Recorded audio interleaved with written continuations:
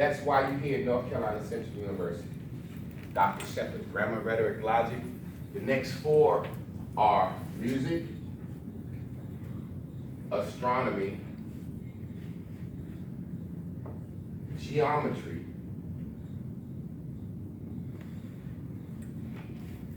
and arithmetic.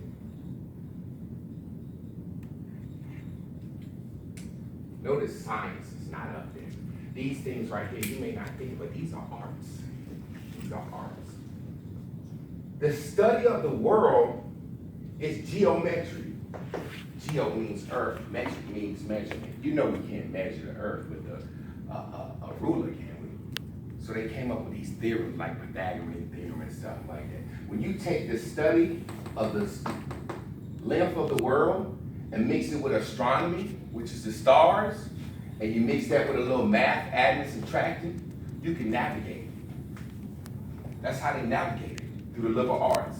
They looked up at the sky, they saw these constellations are here, and they come back on this cycle, which is arithmetic, math is patterns, and geometry. There's no such thing as science. Doctors practice medicine. That means it gets old and the body changes and stuff they learn changes. Astronomy, the study of the stars. Music, you know what music is. That's the art. But I want to talk about these three, grammar, rhetoric, and logic. Dr. Shepherd started this university using these three. And there's an equation, a linear mathematical equation says grammar plus rhetoric equals logic. What is grammar? Words, the words. I wish somebody would have taught me this when I was here. I would have formulated my education. I would have made stronger power moves. Grammar, the words you say, whether colloquialism, street language, proper, academia, the words you say, plus rhetoric. What is rhetoric? That's what you put on your words. Your swagger, your actions, how you speak. Like when I was a kid, I went to church, those were words. A lot of it I didn't believe, but some of it I believed because I saw my grandma cry. I saw my grandma say, hallelujah. There was some acting to those words that made me believe it. And to this day, I have spirituality about myself. So grammar plus acting equals logic. What is logic? What a person thinks or believes to be true. This is what I wish I would have known. I hear my generation, when I was y'all age, and I hear y'all generation say the same thing. Just because I look a certain way, that don't mean that's what I is. Yes, it does. Yes, it does. Not to you in your mind, but logically, it does. Grammar plus rhetoric equals logic. 1910, Dr. Shepherd started this university. The Emancipation Proclamation was 1865, so that's what? 55 years? 55 years removed from slavery, a black man has started a college. You know how he did that? Grammar plus rhetoric equals logic. Dr. Shepherd was a pharmacist. He got together with some people and they started Black Wall Street, C.C. Spalding, John Merritt, guys of that sort. And he was able to go to B.N. Duke, the B.N. Duke Auditorium. I wish somebody would have taught me when I was here. And he was able to say, howdy, slavery is just ended. I'm a black man, I got some sense. I think it would be advantageous to the Duke family in Durham to partner up with these black guys and start some black industry, a Black Wall Street. And at the time, that was crazy. Why would you ask a white man to do that? This is fresh out of slavery. But it's rhetoric. I'm pretty sure he had on a, y'all seen the statue up there of Dr. Shepherd, right? Pretty sure he had on a three-piece watch chain. I'm pretty sure he walked in there with his shoulders up, correct posture, and said, how you doing, Mr. B&D? Duke? I'm James E. Shepherd. And I'm pretty sure he didn't look down and feel sad or feel lower. I'm pretty sure his rhetoric was that of surety. And somehow he convinced this man, this white slave-owning family, to give him some swamp land where we at right now to start this university. That's why the bowl up there is like it is. You know, when you walk around campus, it's up, but then the whole campus drains down. This used to be a swamp. Nobody told me this when I was here. And what I learned from that was, in this world, this is what's real. And Dr. Shepherd was able to convince them to give him this land, and they started a Black Wall Street. And how did he do that? He let the family know, hey, black people got sense. Like Booker T. Washington up from slavery, y'all read that, right? You gotta read that freshman year. We ain't poor as y'all. We good, we here, we'll work. We ain't bad, just give us a fair share. He was able to go to this family and say, it will be very beneficial for you to educate Negroes. And it started as a religious training school, which would be the first thing you would think. Look at the transitions of it. A religious training school, because you want to what? Get people to be what? Moral. Then from that to a nursing college. Why? Because we need to work on our people and get us healthy. And then from that to a what? Teaching college. Because we got to get some sense. From there, it's what? It's a liberal arts college. That was his main goal. It's no different than the Duke family did the same thing in their own way. The Duke family used tobacco money. I'm gonna date myself. Y'all don't know how old I am now. They flipped it into what? Power, hydromagnetic power, right? Duke Power, hence that's where you pay your light bill, Duke Energy. Then they flipped that same tobacco money into what? Durham is called the what? There you go. Durham is called the City of Medicine. What's the hospital in Durham? All right. So you see how they go? So with this being a liberal arts college now, Dr. Shepherd wanted to teach African Americans one simple thing. Grammar plus rhetoric equals logic. My grandma used to tell me the same thing in her own way.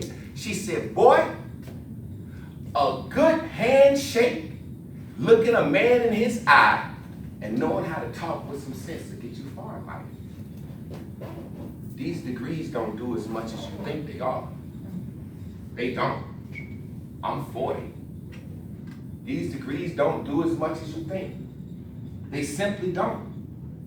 But your grammar and your rhetoric and your logic, how you walk, talk, and carry yourself in this world can get you further than any degree ever can. I'm telling you, all it takes is knowing the right person, shaking the right hand, smiling the right way, showing the right amount of interest, acting like you're paying attention even if you're asleep. You guys don't know what I can do for you. You don't know who I am. You see what I'm saying? Fake it. Grammar, rhetoric, and logic. When you get out into this world, I wish someone had told me. Certain hairstyles affect how people treat you. Certain ways you dress. Certain earrings, certain artifices, those things matter. They don't matter here. But it's culture shock when you get out into the world and all of a sudden somebody wants you to change and you realize, I gotta switch my game up a little bit. Second, 3 ways to get career ready. Grammar, rhetoric, and logic. You're gonna get your degrees here. You're not here to not get your degrees. But you must be able to sell yourself and know how to talk with those degrees. You must become chameleons. You must use code switching. You must have an academic language. You must know how to go along with a meeting. When you get out into the workforce, there is no syllabus. They expect you. You are the elite. This is your assignment. This is your job. Handle it. You know how to use Eric. You know how to use ProQuest. You know how to use EBSCOhost. Go do your job. Go do your job. Second question. Third question. Recommend a good internship. I recommend you go out and get a real job. Seriously. I don't mean waiting tables. I mean something where you have to work. So you can get used to that feeling of the first time having to do something you don't want to do. Knowing that my life is dependent on my labor. I recommend you get a real job. A real job. See how it feels to have to get up in the morning and go somewhere you don't want to go. Because it will make sure you appreciate your major in what you're doing in this grammar, rhetoric, and logic. I'm serious. Get you a real job. See how it feels. Because when you hit this world, for some of you, it'll be your first time working. For some of you, it'll be your first time on your own. When I hit the world, I had a cool, all right job, but I was so irresponsible. I had lived in my mother's house and the dorm. That's it. So when I got my own place, I was happy. I decked it out. And then the rent due every month on the 1st.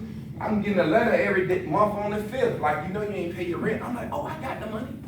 I go over there, they're like $60 late fee, buddy. I'm paying my light bill late. Just lack of responsibility. Be ready to be ready. This is what grammar, rhetoric, and logic is. Being ready to be ready. Knowing what to say all the time, being prepared. Have your resume with you, take it around with you. You never know, you might meet somebody at the mall. Last question, how can students tap into the alumni? Join the Eagle Club. Seriously, join the Eagle Club, come to football games, come to basketball games, come to school events. Because what that does, once you graduate, you'll know there's an atmosphere when somebody says, E-Funk, you know how you fly high. That stuff means something once you graduate. Because you know you have someone out here that's going through what you've gone through, been through what you've gone through. They've walked the Jesus steps. My wife can tell you, I'm a part of this thing called Black Brilliance 360, quick story. We went to iHeartRadio. Black dude on iHeartRadio went to A&T. So we going to speak with Ebro and them, and we come in there, and they kind of tell me like, Javon, you know, I'm more the feisty one in the group, and they like, Javon, chill, this dude on the radio station, and da-da-da-da. iHeartRadio, he owns this radio station. And when I come in the room, the first thing he sees is I got on a Central shirt. He said, oh, Eagle. I said, a stinking Aggie. Right there. The way he hit me with that, oh, shit, an Eagle. I knew instantly that A&T Central rivalry was good. I said, a stinking ass Aggie. He said his little Eagle joke, and I said, it's only 2 places Aggie's welcome. On the campus of A&T and the Chinese food restaurant. He laughed so hard, he hugged me. He said, oh man, he said, what y'all need? The guy that was running the thing said, we want to get on the radio now. He said, come on. Mm-hmm. Am I lying? Mm-hmm. He said, come on.